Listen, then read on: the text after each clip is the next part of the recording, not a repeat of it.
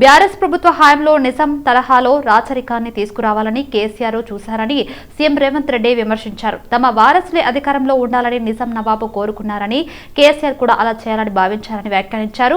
కాంగ్రెస్ ప్రభుత్వ పాలనకు 100 రోజులు పూర్తయిన సందర్భంగా హైదరాబాద్ లో నిర్వహించిన మీట్ ది మీడియా కార్యక్రమంలో ఆయన మాట్లాడారు. వారసత్వాన్ని తమపై రుద్దాలని చూసినప్పుడు తెలంగాణ సమాజం ఏకమైంది. ప్రజలు దానికి వ్యతిరేకంగా తీర్పు ఇచ్చారు. కేసీఆర్ కుటుంబాన్ని అధికారం నుంచి దించారు. ప్రజాస్వామ్యంపై ఆయనకు నమ్మకం లేదు.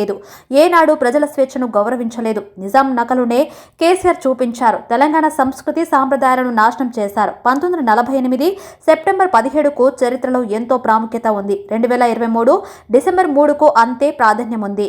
అయితే 1948 సెప్టెంబర్ 17న నిజాం రాచరిక పాలన అంతమైతే 2023 డిసెంబర్ 3న కేసీఆర్ పాలన పోయింది. నియంత్రణలు ఎప్పుడు సంస్కృతిని ధ్వంసం చేయాలని చూస్తారు. గత ప్రభుత్వంలో తెలంగాణ వాహనాల రిజిస్ట్రేషన్లో టీజీ బదులు టీఎస్ తీసుకొచ్చారు. టీఆర్ఎస్ నకలుగానే టీఎస్ను తెచ్చారు. జయ జయ హే తెలంగాణ పాటను రాష్ట్ర గీతంగా గుర్తించలేదు. మా ప్రభుత్వంలో ధర్నా చౌక్లో నిరసనలకు అనుమతులు ఇచ్చాం. తెలంగాణ తల్లి విగ్రహంలో కూడా మార్పులు తీసుకొస్తున్నాం. రాష్ట్ర సంస్కృతి ఉట్టిపడేలా ఏర్పాటు చేస్తాం. చంద్రశేఖరరావు గారు కూడా తెలంగాణ ఉద్యమం జరిగినప్పుడు ఉన్న విధానాన్ని ఆయన అధికారంలోకి వచ్చి ఆధిపత్యం చెలాయించడం మొదలుపెట్టినాక సహజ సిద్ధంగా వారసత్వంగా వచ్చిన తెలంగాణ సంస్కృతి సాంప్రదాయాలను కాలక్రమేణా కాలమరుగు చేసేసి తన ఆలోచననే మనకు రుద్దాలన్న విధానాన్ని వారు అవలంబించారు. ఉద్యమంలో టీజీ ఉంటే కేసీఆర్ వచ్చినాక టీఎస్ అని తీసుకొచ్చిండు. టీఆర్ఎస్కు నకలుగా టీఎస్ని తీసుకొచ్చిండు.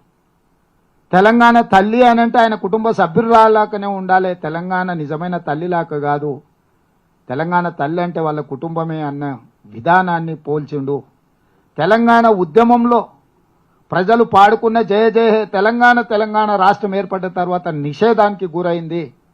ఆ కవులు కళాకారులను ఎవరిని కూడా గుర్తించే ప్రయత్నం కూడా చెయ్యలేదు.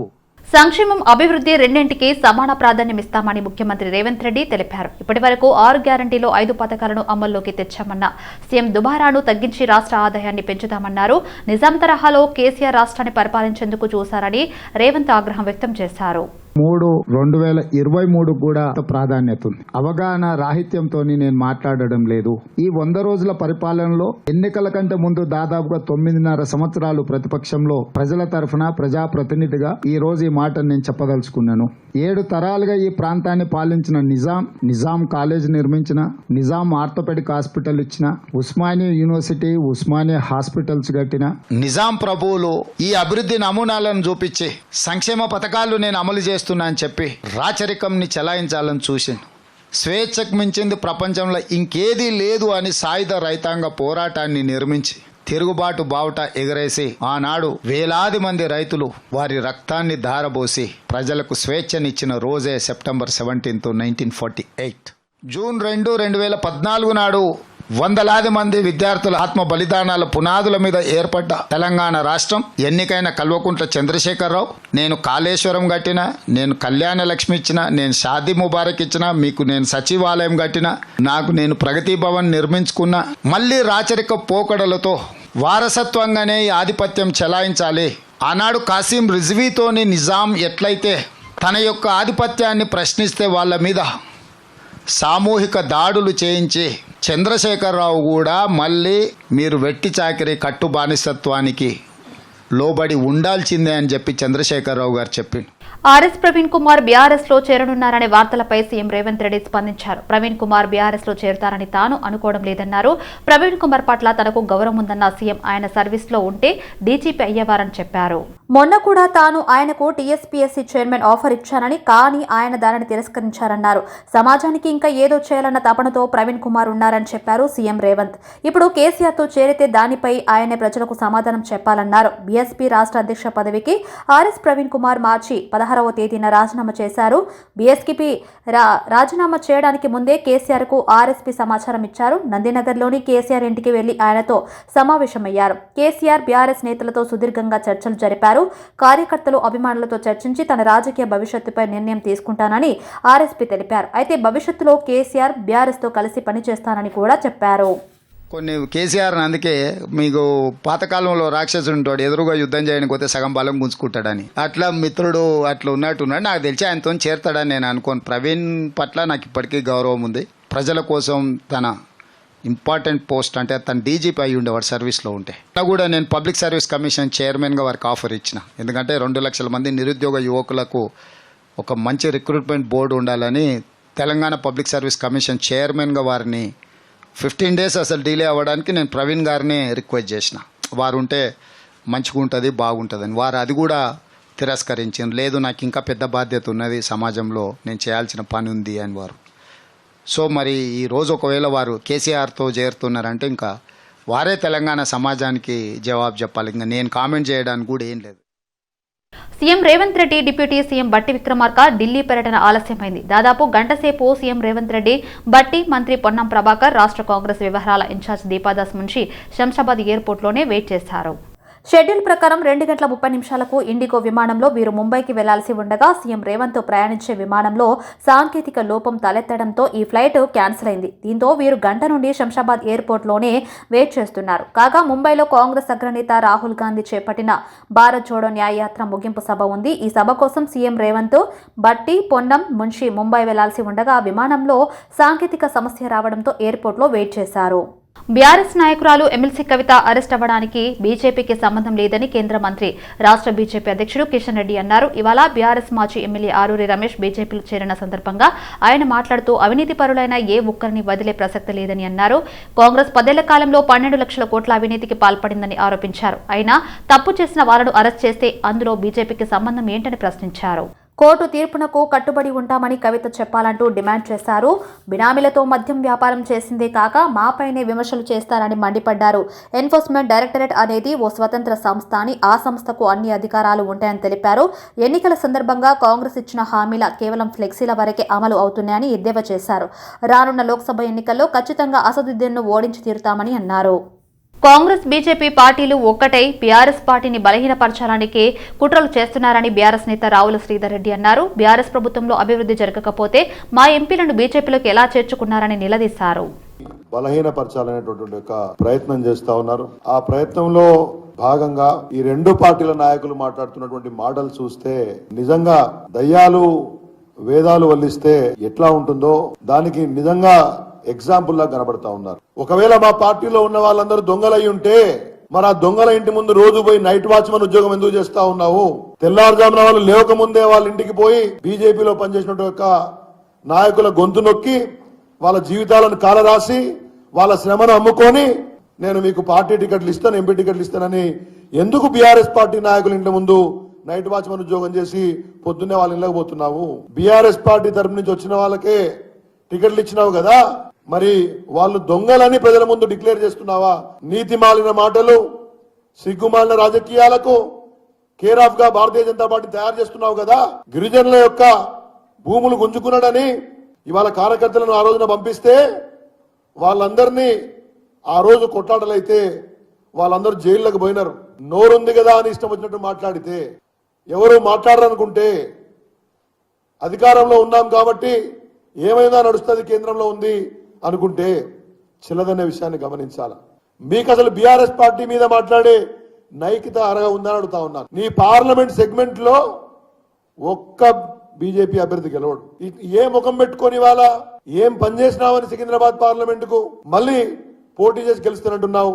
అసెంబ్లీ ఎన్నికలలో ఎవరు గెలవకున్నా పర్వాలేదు, నేను మాత్రం గెలవాలనే స్వార్థపూర్తి రాజకీయం చేసే నీవు బీఆర్ఎస్ పార్టీని దొంగల పార్టీ అంటే ప్రజలు నవ్వుతారు. నీ పార్టీ కార్యకర్తలు కూడా మీ యొక్క ఈ శ్రమ నమ్ముకునే అవినీతి రాజకీయం పట్ల అసహించుకుంటారనే విషయాన్ని మీరు గమనించాలని చెప్పేసి కూడా నేను మీకు కిషన్ రెడ్డి గారికి, బీజేపీ నాయకులకు నేను చెప్తా ఉన్నాను. రాష్ట్రంలోని దివ్యాంగుల సంక్షేమానికి ప్రభుత్వం 75 కోట్లు కేటాయించిందని మంత్రి సీతక్క తెలిపారు. దివ్యాంగుల సంక్షేమానికి కాంగ్రెస్ ప్రభుత్వం అన్ని విధాలుగా తోడుంటుందని పేర్కొన్నారు. ములుగు జిల్లాలోని వివిధ గ్రామాల్లో పలు అభివృద్ధి కార్యక్రమాలకు శంకుస్థాపనలు చేసిన సీతక్క తన స్వగ్రామమైన జగన్నపేటలో 10 లక్షల నిధులతో పుట్ట మల్లన్న ఆలయ ప్రహారీ గోడ, సీసీ రోడ్డు నిర్మాణాలతో పాటు 10 లక్షల నిధులతో ప్రాథమిక పాఠశాల ప్రహారీ గోడ నిర్మాణానికి భూమి పూజ చేశారు. అనంతరం వెంకటాపూర్ మండలం బోదరవాగుపై 1,15 లక్షలతో హైలెవెల్ వంతెన నిర్మాణానికి మంత్రి శంకుస్థాపన చేశారు. జిల్లాలోని ఓ ఫంక్షన్ హాల్లో చేతన ఫౌండేషన్ ఏర్పాటు చేసిన కార్యక్రమంలో పాల్గొన్న సీతక్క దివ్యాంగుల కృత్రిమ కాలను అందజేశారు. వచ్చేది ఇప్పుడు మన శాఖలో సీఎం రేవంత్ రెడ్డి గారి ఆధ్వర్యంలో 75 కోట్ల రూపాయలను వికలాంగుల సంక్షేమానికి, వికలాంగులకు సంబంధించినటువంటి ఏదైనా ఇట్లాంటి వస్తువులు ఇవ్వడానికి కానీ, ఏదైనా షాప్ పెట్టుకోవడానికి కానీ, ట్రై సైకిల్స్ కానీ ఇవ్వడం కోసం ఈసారి బడ్జెట్ లో 75 కోట్ల రూపాయలను కూడా పెట్టడం జరిగింది. అదే కాకుండా వికలాంగుల చదువుల విషయంలో మరి 5% రిజర్వేషన్స్, ఉద్యోగాల విషయంలో కానీ, ఇప్పుడు ఇండ్ల స్కీమ్ కానీ, ఏ స్కీమ్ అయినా కూడా వికలాంగులుగా ఉంటే వారికి 5% అదనంగా మరి రిజర్వేషన్ పరంగా కూడా ఎక్కువ కేటాయించడం జరుగుతుంది మన శాఖ ద్వారా.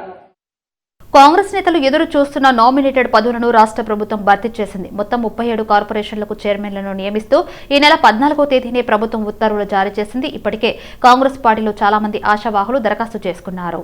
నామినేటెడ్ పదవుల జాబితాలో పార్టీలో చురుగ్గా పనిచేసి సేవలందించిన వారిని సీఎం రేవంత్ రెడ్డి ఈ పదవులకు ఎంపిక చేశారు. ఇటీవల అసెంబ్లీ ఎన్నికల్లో కాంగ్రెస్ పార్టీ విషయానికి కష్టపడి పనిచేసిన వారికి గుర్తింపునిస్తూ పదవులిచ్చారు. త్వరలో జరగనున్న పార్లమెంటు ఎన్నికల్లో వీరు మరింత ఉత్సాహంగా పనిచేయడానికి పదవుల భర్తీ ఉపకరిస్తుందని పార్టీ భావిస్తుంది.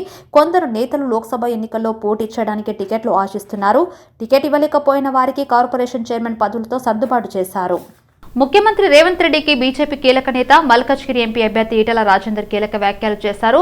నడమంత్రపు సిరిలాగా అనూహ్యంగా ముఖ్యమంత్రి అయిన రేవంత్ రెడ్డి 2 నాల్కల ధోరణి అవలంబిస్తున్నారని విమర్శించారు. ఇటీవలే ప్రధాని మోడీని పెద్దన్న అని, ఆయన ఆశీర్వాదం ఉంటేనే రాష్ట్రం అభివృద్ధి చెందుతుందని చెప్పి ఇప్పుడేమో విమర్శలు చేస్తున్నారని మండిపడ్డారు. కేసీఆర్, రేవంత్ రెడ్డి ఇద్దరు ఒకటే అని అన్నారు.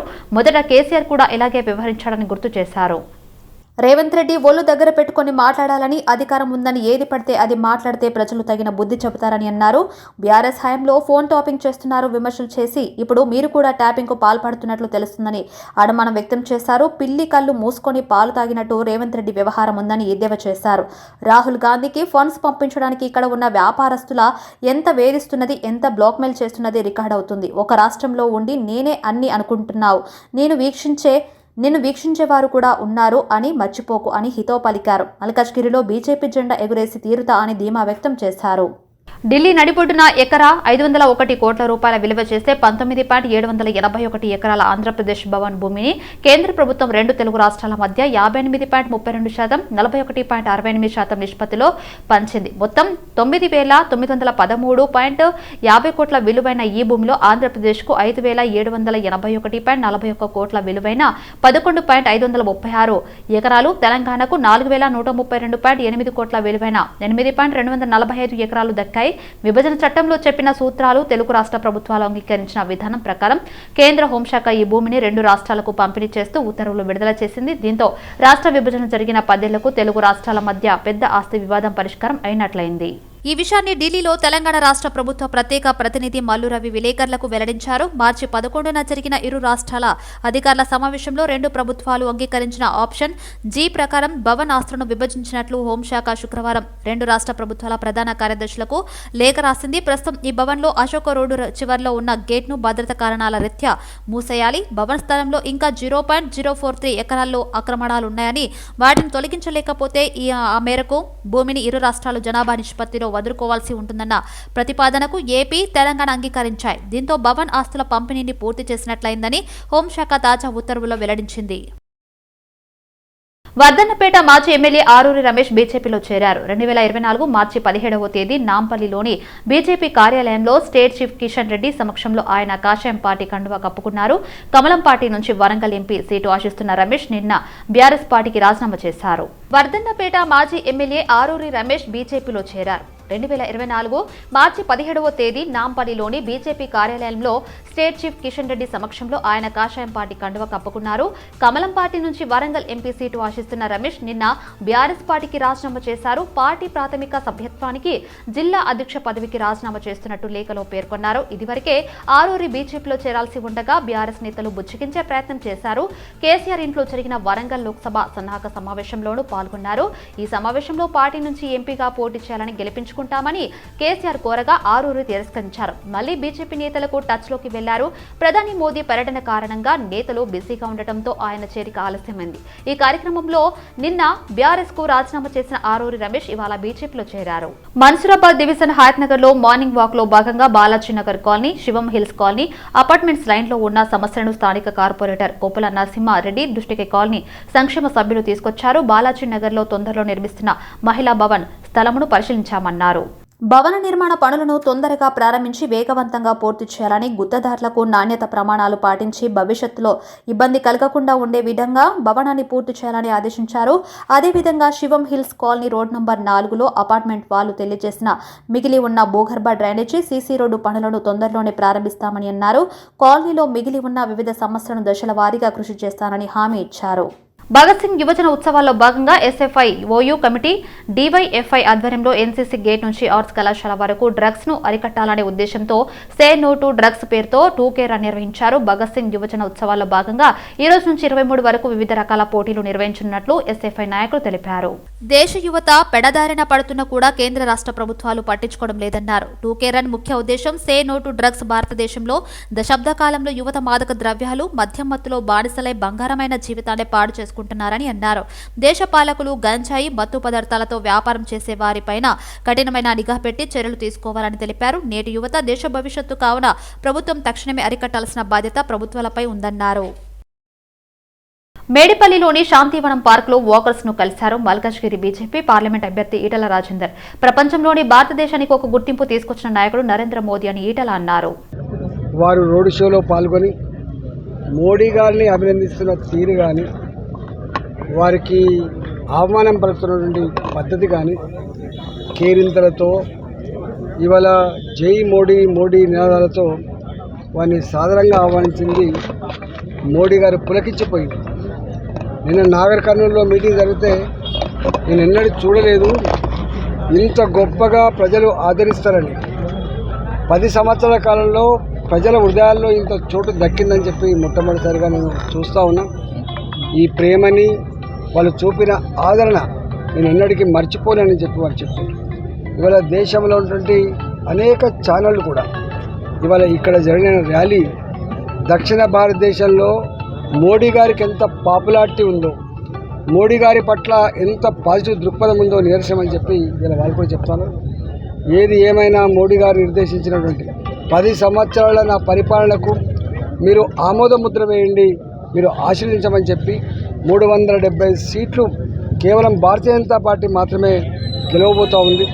400 పైసలు సీట్లు అప్కీ బార్ 400 పార్ అనే పద్ధతులు ఏదైతే మేము టార్గెట్ పెట్టుకున్నామో అది కూడా క్రాస్ అయ్యేటువంటి ఆస్కారం కనబడుతున్నట్టుగా మోడీ గారు స్వయంగా చెప్పింది. కాబట్టి ఇవాళ మేడిపల్లి పార్కులో వేలాది మంది కుటుంబ సభ్యులతో పాటుగా, పిల్లలతో పాటుగా ఇక్కడ వాకింగ్ నిర్వహిస్తూ ఉన్నారు. ఇవాళ ఆ వాకింగ్ సందర్భంగా కూడా అనేక మంది గొప్పగా ర్యాలీ జరిగింది. మేమందరం ఈ దఫా నరేంద్ర మోడీ గారికే ఓటేస్తాం, మిమ్మల్నే గెలిపించుకున్నటువంటి మాట అయితే ఉందో అది దర్పణం పడుతూ ఉంది.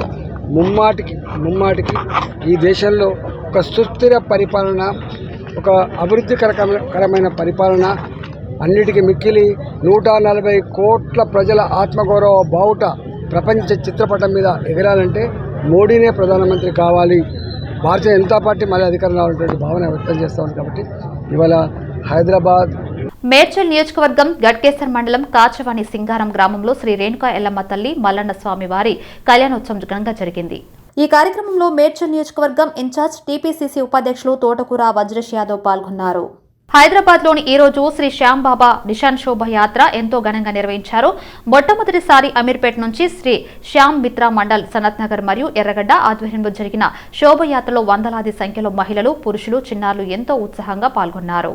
హైదరాబాద్ లోని ఈ రోజు శ్రీ శ్యామ్ బాబా నిషాన్ శోభయాత్ర ఎంతో ఘనంగా నిర్వహించారు. మొట్టమొదటిసారి అమీర్పేట్ నుంచి శ్రీ శ్యామ్ మిత్రా మండల్, సనత్ నగర్ మరియు ఎర్రగడ్డ ఆధ్వర్యంలో జరిగిన శోభయాత్రలో వందలాది సంఖ్యలో మహిళలు, పురుషులు, చిన్నారులు ఎంతో ఉత్సాహంగా పాల్గొన్నారు. అమీర్పేట్ రాజస్థానీ భవన్ నుంచి ప్రారంభమైన ఈ శోభయాత్ర బషీర్బాగ్, రాజ్భవన్ రోడ్, ఖైరతాబాద్, లకడీ కపూల్ నుంచి కాచిగూడ శ్యాంబాబా ఆలయం వరకు వెళ్లింది. విశ్వవ్యాప్తంగా అందరూ శాంతియుతంగా ఉండాలని, మానవులందరూ కలిసిమెలిసి ఉండాలనే ఉద్దేశంతోనే ఈ శోభయాత్ర నిర్వహించాలని నిర్వాహకులు తెలిపారు. ప్రతి ఒక్కరూ మానవత దృక్పథంతో ఎదుటి మనిషికి సహాయం చేయాలని sky foundation president Sanjeeva Kumar తెలిపారు. ఈ మేరకు స్కై ఫౌండేషన్ ఆధ్వర్యంలో సికింద్రాబాద్ మెట్టుగూడలో వేసవి తాపానికి ఇబ్బంది పడుతున్న పాదచారులు, వాహనదారులకు అంబలి, నీళ్ల ప్యాకెట్స్ అందించారు. రోడ్ల పక్కన జీవనం సాగిస్తూ అనాథలు, నిరాశ్రయులకు అంబలి, దుస్తులు, నీళ్ల ప్యాకెట్స్ పంపిణీ చేయడం సంతోషంగా ఉందన్నారు. ఈ కార్యక్రమంలో president doctor Y Sanjeeva Kumar, vice president O Pavani, శైవ సభ్యులు శుభం, సాయి కిరణ్, సిద్ధార్థ తదితరులు పాల్గొన్నారు. ప్రముఖ సృజనాత్మక చిత్రకారుడు విజయ్ కుమార్ తాను రూపొందించిన చిత్రాలతో ది ఎనిగ్మాటిక్ మైండ్ స్కేప్స్ పేరిట చిత్రమయ్యి స్టేట్ ఆర్ట్ గ్యాలరీలో ప్రత్యేక చిత్ర ప్రదర్శనను ఏర్పాటు చేశారు. ఈ ప్రదర్శనకు తెలంగాణ రాష్ట్ర sports authority VC and MD art gallery director doctor K Lakshmi ముఖ్య అతిథిగా హాజరై ప్రారంభించారు. అనంతరం ప్రదర్శనలో ఉంచిన చిత్రాలను డాక్టర్ ఎం నాగేందర్ రెడ్డి, ఆనంద్ గడప, ప్రకాష్ బాల్సోజీలతో కలిసి తిలకించారు. దీంతో పాటుగా చిత్రకారులు శ్రీనివాస్, డాక్టర్ శ్వేతా స్పందన పేరుతో ఏర్పాటు చేసిన చిత్ర ప్రదర్శనలోని చిత్రాలను సైతం తిలకరించారు. నేను బరోడాలో BFA మరియు MFA చేశాను. తర్వాత రెగ్యులర్గా అన్ని ఆర్ట్ ఎగ్జిబిషన్స్లలో, వర్క్షాప్స్లలో పార్టిసిపేట్ చేస్తున్నాను. విదేశాలలో కూడా చాలా వాటిలో పార్టిసిపేట్ చేశాను. నేను నాకు హైదరాబాద్ ఆర్ట్ సొసైటీ వారు నా పెయింటింగ్ మెచ్చి గోల్డ్ మెడల్ ఇచ్చారు. ఈ మధ్య నన్ను నా సర్వీసెస్ని ఉపయోగించి వాళ్ళు ఆనర్ చేశారు నన్ను హైదరాబాద్ ఆర్ట్ సొసైటీ వాళ్ళు అండ్ ఎగ్జిబిషన్ సొసైటీ వాళ్ళు. అప్పటి నుంచి నేను వరుసగా 1-man షోలు, గ్రూప్ షోలు ఎక్కడ ఏ అవకాశం వస్తే పార్టిసిపేట్ చేస్తూ ఉన్నాను. ఇప్పటివరకు ఎన్ని షోలు చేశారు? ఇప్పటివరకు ఇది 6వ సోలో షో. గ్రూప్ షోలు అయితే కనీసం మోర్ దెన్ 200 వరకు చేశాను. ఈ గోల్డ్ మెడల్ అన్నది ఒకసారి మళ్ళీ క్లారిటీ. హైదరాబాద్ ఆర్ట్ సొసైటీ వాళ్ళు all India art competition conduct చేస్తారు ఎవ్రీ ఇయర్. వాళ్ళు దాంట్లో గోల్డ్ మెడల్ ఇచ్చారు నా డ్రాయింగ్కి. దేనికి సంబంధించి వచ్చింది? పర్టికులర్గా ఏదైనా ఆర్ట్? ఒక డ్రాయింగ్కి ఇచ్చారు, చార్కోల్ డ్రాయింగ్కి, దానికి వచ్చింది అనమాట. ఎట్లా చెప్తాం డిఫరెన్స్? నా ఆర్ట్లో ప్రత్యేకత ఏంటంటే నా ఆర్ట్ హ్యూమన్ సిచ్యువేషన్, మనిషి యొక్క మనస్తత్వం గురించి నేను ఎక్కువగా పెయింటింగ్స్ వేస్తుంటాను. వాళ్ళు పడేటువంటి బాధలు కానీ, సుఖంలు కానీ, వాళ్ళు ఎదుర్కొనేటువంటి సమస్యల మీద నేను ఎక్కువ కేంద్రీకరిస్తాను. నా పెయింటింగ్స్ ఏంటంటే నా పర్సనల్గా ఉంటాయి. అంటే నేను ఎక్స్పీరియన్స్ అయినదే నేను పెయింటింగ్ చేస్తుంటాను జనరల్గా. నా కలర్స్ కానీ, నా ఫార్మ్స్ కానీ, it's my own purely personal my అనమాట. ఇప్పుడు మీరు టీచ్ చేస్తుంటూ కూడా ఒక టీచర్గా, ఆర్ట్ టీచర్గా టీచ్ చేస్తుంటూ కూడా ఈ ఆర్ట్ టీచర్ టీచ్ చేసుకుంటే ప్రొఫెషన్ కంటిన్యూ చేస్తున్నాను. ఎప్పుడు నేను ఆపలేదు, రెగ్యులర్గా చేస్తున్నాను వర్క్స్ అని. మీకు అందిన ఉత్తమ ప్రశంసలు ఏంటి? ఉత్తమ గోల్డ్ మెడల్ వచ్చింది హైదరాబాద్ ఆర్ట్ సొసైటీ నుంచి. ఇంకా Jamini Roy centenary birth centenary వాళ్ళు కాంపిటీషన్ కండక్ట్ చేశారు, దాంట్లో కూడా నాకు అవార్డు వచ్చింది. ఇంకా రీసెంట్లీ ఏమో వీళ్ళు ఎగ్జిబిషన్ సొసైటీ వాళ్ళు నన్ను సన్మానించారు. గదర్ అవార్డుల పేరుతో సినీ నటులకు పురస్కారాలు ఇస్తామని ప్రభుత్వం ప్రకటించడం ఆనందంగా ఉందని సినీ నటుడు మురళీమోహన్ అన్నారు. సీఎం రేవంత్ రెడ్డికి, మంత్రి కోమటిరెడ్డి వెంకటరెడ్డికి ఆయన కృతజ్ఞతలు తెలిపారు. Telugu film television welfare forum ఆధ్వర్యంలో icons of Indian film industry awards ప్రధానోత్సవం ఘనంగా జరిగింది. Vision VVK housing India private limited స్పాన్సర్గా వ్యవహరించిన ఈ వేడుకల్లో సినీ నటులు మురళీమోహన్, నరేష్, దర్శకుడు ఎస్వి కృష్ణారెడ్డి, గేయ రచయిత చంద్రబోస్ సహా పలువురు ప్రముఖులను ఐకాన్స్ పురస్కారాలతో సత్కరించారు. ప్రభుత్వం వాళ్ళని గుర్తించి వాళ్ళకి అవార్డు ఇస్తే ఎంతో ఆనందపడతారు అని అనుకుంటే 2 తెలుగు రాష్ట్రాలు కూడా వాళ్ళు ఇద్దరు మొహం చాటేసినట్టుగా చేశారు. ఇదివరకు నంది అవార్డు వచ్చిందంటే ఎంత ఆనందంగా తీసుకునేవాళ్ళము. దాన్ని ఇంట్లో షోకేస్లో పెట్టుకొని నంది అవార్డు అయ్యా నాకు వచ్చింది పలానా సినిమాకి అని చెప్పి అట్లా చెప్పుకుంటూ గర్వంగా చెప్పుకునేవాళ్ళం. గత 10 సంవత్సరాలుగా ఇటు తెలంగాణ ప్రభుత్వం నుంచి కానీ, అటు ఆంధ్రప్రదేశ్ ప్రభుత్వం గారి నుంచి అవార్డ్స్ రాలేదు. ఇవాళ రోజున ఒక విధంగా ఆ బాధను తీర్చారు మీరు. వాళ్ళు నిజంగా నంది అవార్డు పుచ్చుకున్న రోజున ఎంత ఆనందపడ్డానో ఇవాళ నిజంగా అంత ఆనందపడాలి. దానికి తగ్గంత అద్భుతంగా ఉంది. ఈ 50 years నా టాలెంట్, నా గొప్పతనం, నా శ్రమ అని నేను అనుకుంటే ఇక్కడ దాకా రానండి. First thing in cinema is team work. Second thing is directors medium. ఈ పురస్కారాలన్నీ రావడానికి కేవలం నా ప్రతిభ మాత్రమే కాదు, పరిశ్రమలోని పెద్దల ప్రోత్సాహం, వాళ్ళ ఆశీర్వాదం, నా కుటుంబ సభ్యుల ఆకాంక్ష, భగవంతుడి అనుగ్రహం అన్నిటి వల్లే ఇవన్నీ సాధించే అవకాశం నాకు లభించింది. నాకంటే ప్రతిభావంతులు ఎంతో మంది ఉన్నారు, కానీ నన్నే వరించడానికి కారణం కేవలం అందరి ప్రేమ, ఆదరణని మాత్రం నేను మనస్ఫూర్తిగా చెప్పగలను. తెలంగాణ గిరిజన corporation finance development corporation chairman గా నియమితులైన తేజావత్ బెల్లయ్య నాయక్ ను ఓయూ విద్యార్థి నాయకులు మర్యాదపూర్వకంగా కలిశారు. తెలంగాణ గిరిజన corporation finance development corporation chairman గా నియమితులైన తేజావత్ బెల్లయ్య నాయక్ ను ఓయూ విద్యార్థి నాయకులు మర్యాదపూర్వకంగా కలిశారు. ఫోన్ ట్యాపింగ్ కేసులో అరెస్ట్ అయిన ప్రణీత్ రావును పంచకుట్ట పోలీసులు తమ కస్టడీలోకి తీసుకున్నారు. కోర్టు ఆదేశాల మేరకు వారం రోజుల పాటు ఆయనను ప్రశ్నించేందుకు ఏర్పాట్లు చేశారు. ఫోన్ ట్యాపింగ్ కేసులో ఇతర ఉన్నతాధికారుల పాత్రపై ప్రణీత్ ను ప్రశ్నించనున్నట్లు సమాచారం.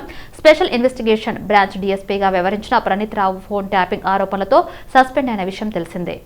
ఈ కేసులో ఆయనను అరెస్ట్ చేసిన పోలీసులు న్యాయస్థానంలో హాజరుపరిచారు. ప్రస్తుతం రిమాండ్ ఖైదీగా చంచల్గూడ జైల్లో ఉన్న ప్రణీత్ ను విచారించాలంటూ పంచకుట్ట పోలీసులు కోర్టును ఆశ్రయించారు. ఫోన్ ట్యాపింగ్ వ్యవహారంలో ఇతర ఉన్నతాధికారుల పాత్రపై ప్రణీత్ ను ప్రశ్నించాలని విజ్ఞప్తి చేశారు. 10 రోజుల కస్టడీకి అనుమతించాలని పోలీసులు కోరగా కోర్టు వారం రోజుల కస్టడీకి అప్పగిస్తూ శనివారం ఆదేశాలు జారీ చేసింది. అయితే దీంతో ఆదివారం ఉదయం చంచల్గూడ జైలు నుంచి ప్రణీత్ ను పంచకుట్ట పోలీసులు కస్టడీలోకి తీసుకున్నారు. విచారణలో ప్రణీత్ రావు వెల్లడించిన వివరాల ఆధారంగా సంబంధిత వ్యక్తులపై చట్టపరమైన చర్యలు తీసుకునే అవకాశాలు ఉన్నాయి. ఎస్ఐబి లాగర్ రూమ్ లో హార్డ్ డిస్క్ మార్పిడి, ధ్వంసం, డేటా ట్రాన్స్ఫర్ సహా ప్రణీత్ పై పలు ఆరోపణలు ఉన్నాయి. ఈ ఆరోపణలకు సంబంధించి అధికారులు ప్రణీత్ ను ప్రశ్నించనున్నారు.